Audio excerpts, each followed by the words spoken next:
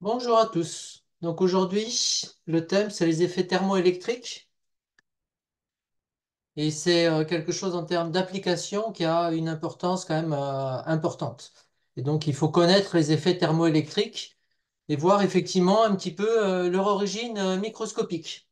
Donc le premier effet qu'on va regarder, c'est l'effet Seebeck. Donc effet Seebeck.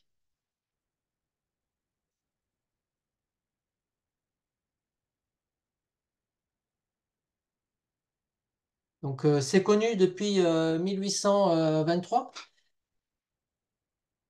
Et le principe, c'est qu'en définitive, lorsqu'on a un conducteur métallique qui est soumis à une différence de température, donc ici j'ai une température T0, ici j'ai une température T1, ben, il apparaît aux bornes de ce conducteur une différence de potentiel. Donc le principe, c'est appliquer le champ électromoteur. Donc, en électromagnétisme, vous avez dû voir qu'effectivement, le champ électromoteur, c'est V vectoriel B. Ici, on est effectivement dans le cas de faible gradient de température, et donc c'est proportionnel au gradient de température multiplié par le coefficient alpha. Alpha, c'est le pouvoir thermoélectrique du matériau.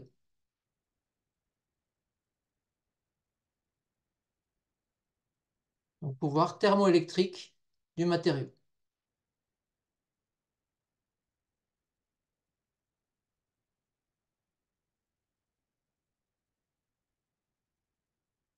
Donc, en pratique,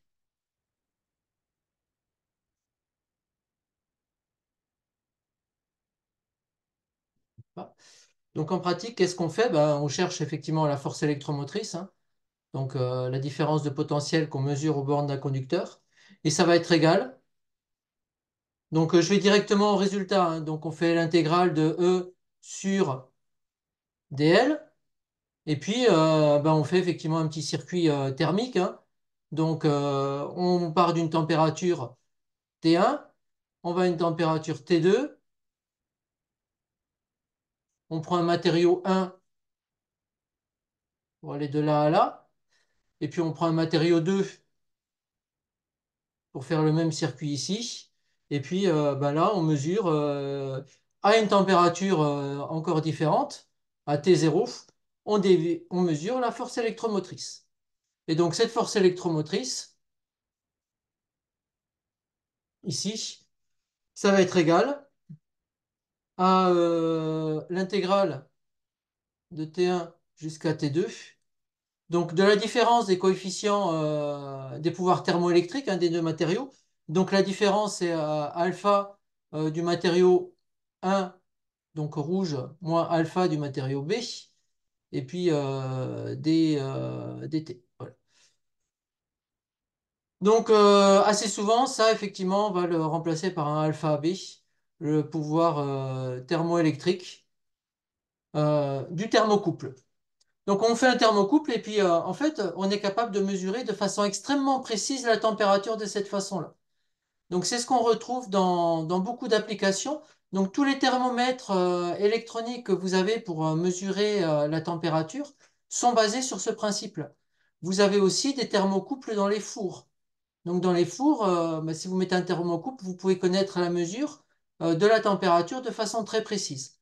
Alors les thermocouples ont généralement une plage de valeurs de température sur lesquelles on les utilise. Mais donc un thermocouple, effectivement, on peut pas, on peut avoir ça, mais généralement on a des thermocouples spécifiques pour des températures qui nous intéressent et ça ne souffre de pas de correction sur le principe. Donc effectivement, c'est une mesure qui est extrêmement précise. On va passer maintenant au deuxième effet thermoélectrique. Donc c'est l'effet Peltier. Alors, je vais prendre plutôt l'écrire en rouge, en noir, effet Peltier. Donc, c'est un petit peu après l'effet Seebeck qu'il a été observé. C'est 1834. Alors, le principe, c'est qu'en fait, on a le courant électrique qui transporte, donc le courant électrique qui est associé soit à des électrons, soit à des trous. Donc les trous, en fait, c'est l'inverse des électrons, hein. C'est parce qu'il manque des électrons. Donc là aussi, ça conduit. Donc soit avec des électrons, soit des trous. Et donc, on va avoir le transport électrique qui est couplé au transport de la chaleur. Alors le principe est le suivant.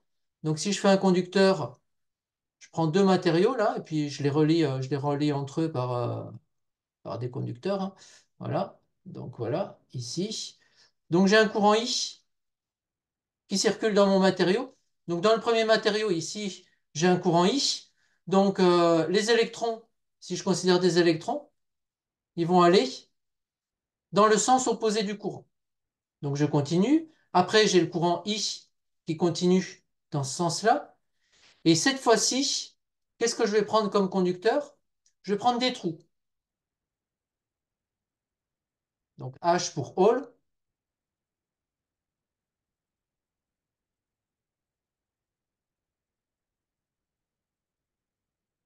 Donc je vais avoir effectivement ici des électrons, ici des trous qui vont dans le même sens, alors que le courant ici, il est en sens opposé. Alors, qu'est-ce que ça va me permettre de faire?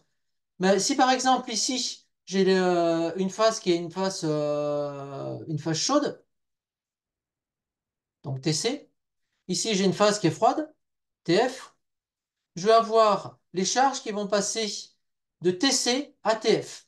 Et donc, je vais avoir un transfert de chaleur de la phase chaude vers la phase froide. Donc ça, c'est intéressant, hein. C'est intéressant parce que, effectivement, je vais pouvoir évacuer de la chaleur. Alors, je peux faire aussi l'inverse, hein. Je peux décider d'avoir un transfert de chaleur. Il suffit que j'inverse le sens du courant de la phase froide vers la phase chaude. Donc ça, généralement, c'est pas ce qu'on recherche. On recherche plutôt l'effet de refroidissement. Donc ce qui va nous intéresser, c'est refroidir par effet Peltier. Alors, ben, on a une certaine puissance, hein, qui va être égale à un delta Q sur dt. Et donc, ça va être égal au courant I fois le coefficient Peltier, pi. Donc généralement, c'est pi A moins pi B, hein. Et donc on définit généralement un coefficient Peltier pour la cellule, hein, pi AB. Donc là, on a un couple, effectivement, et puis ben, on a cet effet Peltier. Alors c'est extrêmement intéressant. Ce qu'il faut voir, c'est que c'est un effet donc, qui est linéaire, hein, en fonction du courant, mais on ne peut pas le dissocier d'un autre effet quand on a un courant qui passe. Euh, donc ça, c'est quelque chose qui est réversible, mais il y a toujours un effet irréversible, hein, qui est effectivement le RI carré. Donc ça, il ne faut pas l'oublier. Donc là, on a un effet irréversible.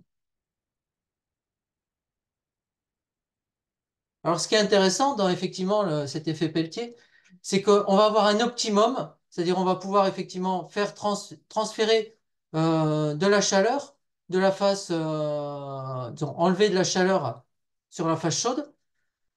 Par contre, on va avoir un effet aussi, un effet Joule, donc on va chauffer.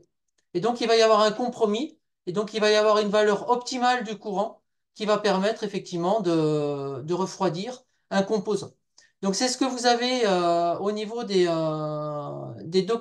documentations techniques que je vous ai mis après dans le cours, c'est qu'effectivement, bah, typiquement, une cellule Peltier, vous ne pouvez pas refroidir plus que un écart de 70 degrés. C'est pas possible. C'est pas possible parce qu'effectivement, si vous faites passer un courant trop important, c'est l'effet Joule qui prédomine. Donc, il y a un compromis à avoir. Alors, ça veut dire quoi? Ça veut dire qu'en définitive, quand j'ai un conducteur, disons un composant que je veux refroidir, donc pour refroidir, si je regarde dans les caméras thermiques, hein, les caméras thermiques, effectivement, où j'ai des refroidissements par effet Peltier, ça me permet effectivement d'avoir une caméra typiquement dans l'infrarouge. Parce que si je ne suis pas refroidi, ben forcément, je vais avoir le rayonnement du corps lui-même qui va gêner sur la mesure. Donc si je refroidis, effectivement, j'ai plus de problème de rayonnement aussi important. Et donc, je peux faire des caméras infrarouges. Et maintenant, si je suis dans un laboratoire de recherche et que je veux faire des mesures très précises, là, par contre, il faudra que je refroidisse plus que les 70 degrés que je vous ai dit. Donc s'il fait 20 degrés, ça fait moins 50. Je peux descendre en mettant plusieurs étages, mais je ne vais pas descendre très très bas. Donc généralement, quand vous avez effectivement des composants à refroidir, vous les refroidissez à l'azote liquide. Donc l'azote liquide, hein, c'est 78 K.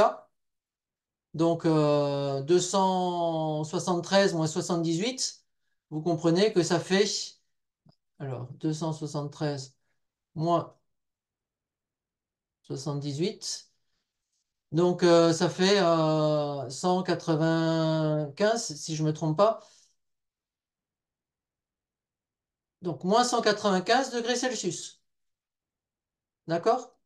Donc ça veut dire effectivement, je vais plus bas avec une caméra, disons avec un refroidissement à l'azote qui est utile dans un certain nombre de caméras. Et je peux aller encore au-delà hein, si j'ai besoin d'avoir vraiment aucun bruit. En principe, l'azote, ça suffit, hein. Mais si je veux un truc parfait, je pourrais très bien dire je refroidis à l'hélium, hein. L'hélium, c'est 4K. Mais généralement, cette température, c'est suffisant pour les applications. Alors, ben, il nous reste un troisième effet thermoélectrique à voir, qui a beaucoup moins d'importance pratique. Donc, on le voit effectivement pour la culture générale. Mais si vous connaissez l'effet Seebeck pour les thermocouples et l'effet Peltier pour les cellules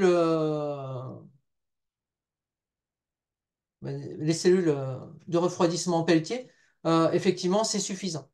Alors, le troisième effet, c'est l'effet Thomson.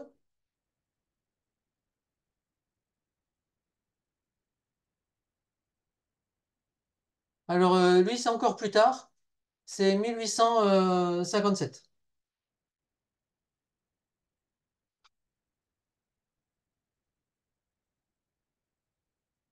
Et donc, ça dit quoi? Ça dit qu'en définitive, quand on a un courant qui circule dans un conducteur où il y a un gradient de température, ben, il y a de la chaleur qui est générée ou absorbée par le conducteur. Donc, P, c'est égal au coefficient Thomson, mu, coef Thomson, multiplié par le courant I, multiplié par le gradient de température dt sur dx. Donc, comme je vous disais, en pratique, il n'y a pas beaucoup il n'y a pas d'utilisation de cet effet-là dans les applications. Donc, vous avez un certain nombre de matériaux qui sont dans le cours hein, par rapport à ces effets thermoélectriques. Donc, ben, les matériaux semi-conducteurs qui sont très massivement dopés, donc ils vont être dégénérés, ils vont devenir, ce sera plus des semi-conducteurs, ce sera des conducteurs, mais effectivement, vous pouvez choisir le type de porteur. Donc, soit des électrons, soit des trous. Ils ont des effets Peltier qui sont vraiment très très forts. Le deuxième point, c'est effectivement les thermocouples. Donc les thermocouples, assez souvent, on utilise du cuivre-nickel ou des thermocouples à base de platine aussi.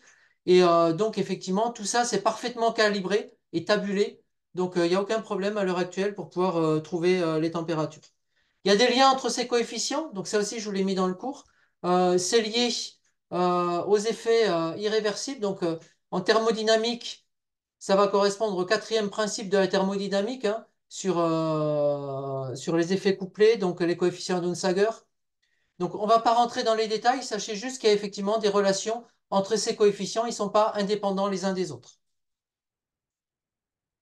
Et donc, en définitive, ce qu'il vous faut retenir sur les effets thermoélectriques, c'est qu'effectivement, vous avez deux effets qui sont importants. Un, la mesure de température. Donc, ça permet effectivement d'avoir une mesure de température sans regarder le rayonnement, donc juste avec un contact électrique. Donc, c'est énormément utilisé dans les fours. Alors, dans les fours, vous pouvez effectivement regarder le rayonnement thermique. Ça, c'est une première façon de mesurer, mais vous pouvez utiliser des thermocouples. Alors, il y a certains fours qui sont très longs comme ça. Vous voulez une température qui soit bien fixée au centre. Ben, vous ne pouvez pas regarder avec le rayonnement thermique à cause de la géométrie. Et donc, le thermocouple, effectivement, est le seul moyen de faire la mesure. Donc voilà ce que je voulais vous dire sur les effets thermoélectriques. Donc c'est très descriptif, hein, mais c'est des effets qui sont à connaître. En termes de sujet d'examen, il était tombé, c'était plutôt dans les années 2000, il était déjà tombé des sujets sur les effets thermoélectriques. Et donc bah, ce qu'il y avait effectivement, c'était les puissances. Donc pour faire un petit bilan et puis pour trouver effectivement quel était le courant optimal pour avoir le plus grand transfert, la plus grande extraction de chaleur d'un composant qui est chaud. Voilà, je vous remercie de votre attention.